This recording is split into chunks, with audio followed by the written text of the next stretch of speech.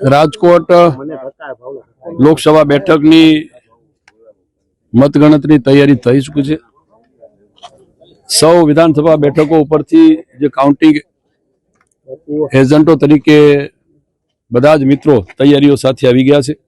હું પણ અમારા જસદણ વિધાનસભા મતક્ષેત્રના જે મત ગણતરીના એજન્ટો છે એમને બધાને લઈને અહીંયા જ્યાં મત ગણતરી છે એવા એન્જિનિયરિંગ કોલેજ પર અમે આવી ગયા છે। ટૂંક સમયમાં જ 8 વાગે આ મતગણતરી શરૂ થવાની છે। રાજકોટ લોકસભા બેઠક ઉપરથી ભારતીય જનતા પક્ષના ઉમેદવાર તરીકે પરસોત્તમભાઈ રૂપાલા જે ચૂંટણી લડી રહ્યા છે। આ લોકસભા બેઠક અમે ખૂબ સારી બહુમતીથી જીતવાના છીએ।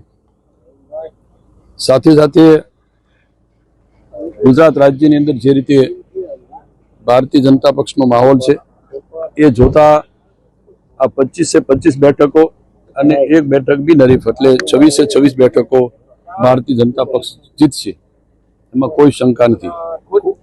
આખા રાજ્યની અંદર જે રીતે ભારતીય જનતા પક્ષનો માહોલ અને સૌ સમાજને સાથે રાખીને ચાલવા વાળો આ પક્ષ એ જોતા ખૂબ સારી રીતે જીતશે।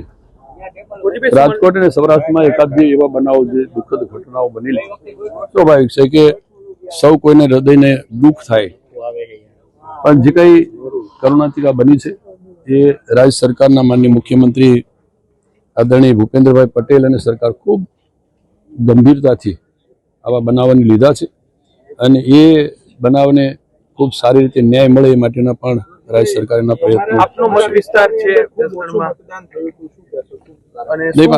અમારા વિસ્તારની અંદર સામાન્ય રીતે થોડી ઉનાળાની અસર થઈ, તાપની અસર થઈ, મતદાન થોડું ગત વખત કરતાં થોડું ઓછું થયું છે, પણ આ વખતનું મતદાન જે થયું છે એ મોટાભાગનું બધું જ ભારતીય જનતા પક્ષના તરફેણમાં થયું છે અને અમારી વિધાનસભા બેઠક ઉપરથી પણ આ વખતે લીડ 20,000ની આસપાસ આ બેઠક ઉપરથી અમે આપશું। કુરજીભાઈ, વિજયભાઈનું નિવેદન સામે આવ્યું છે કે મંત્રીમંડળનું વિસ્તરણ થઈ શકે તેમ। સોરી, એ હવે હાઈકમાન્ડનો વિષય છે એટલે એ આજે નહીં કહ્યું।